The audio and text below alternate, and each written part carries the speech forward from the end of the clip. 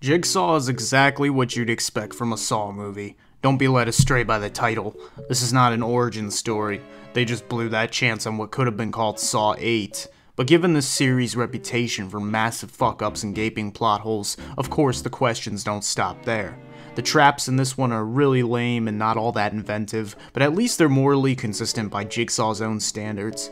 The last few films have had some questionable turns of character for Jigsaw and his prisoners, like smokers and nymphos and other innocent people with irreligious lifestyles.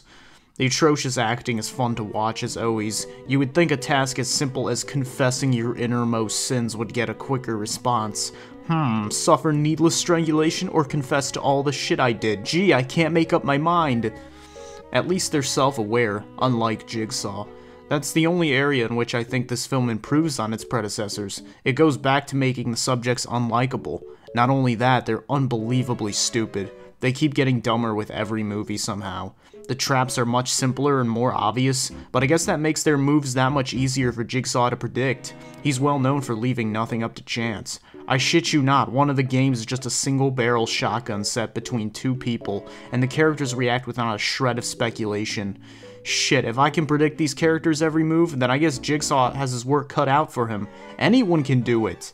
I'm also glad they started using blood that is actually red again and not that purple goop from the Cat in the Hat movie. You can see the end twist coming the second you're introduced to a character. The direction the story's gonna go is so obvious, you need not have seen a single movie in your fucking life to get it, let alone a Saw movie. How many apprentices does Jigsaw have? Does he have a whole army in the shadows?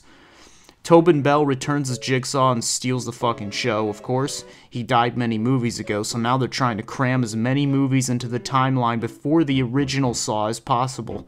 And everyone remembers the glossy flat screens we had in 2003. At this point, it would make much more sense if Jigsaw was immortal like Jason. He has a couple of cool monologues that showcase his twisted ideology, but the excuses as to how he's not totally omniscient are really starting to wear thin. He's one of the greatest villains in movie history, but he'll never be taken seriously because he's part of a silly torture porn franchise. There's talk of a Jigsaw cult that the movie could have had a lot of fun with and instead only hints at in passing, like it was an unfinished brainstorm that was supposed to happen. Then the writer said, "Fuck it, we got 2 days to write this and we're running low on blow, so let's wrap it up." Has Jigsaw been killing people for so long that he's finally earned their respect? We'll never know. Instead, we got the same bumbling detective stepping in dog shit that we've seen in every installment. Whoever's genuinely chasing Jigsaw down without secretly covering his tracks is doing a fool's errand.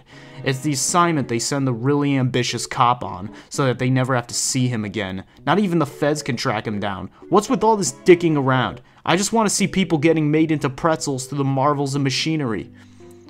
Needless to say, I still really enjoyed this, but it's nothing new. I didn't have very high hopes for it, and why should you? It's a Saw movie, so heckle the shit out of it in the theater and then passively accept it. Saw is not a horror franchise, it's a soap opera. They're even filmed like an episode of Hell's Kitchen or some shit. The worst acting, shit pops out of nowhere with plot twists that would make M. Night blush, and it shows no signs of ever ending. So, as long as you know what you're getting into, this is a really fun, shitty movie, and I give it a 6 out of 10.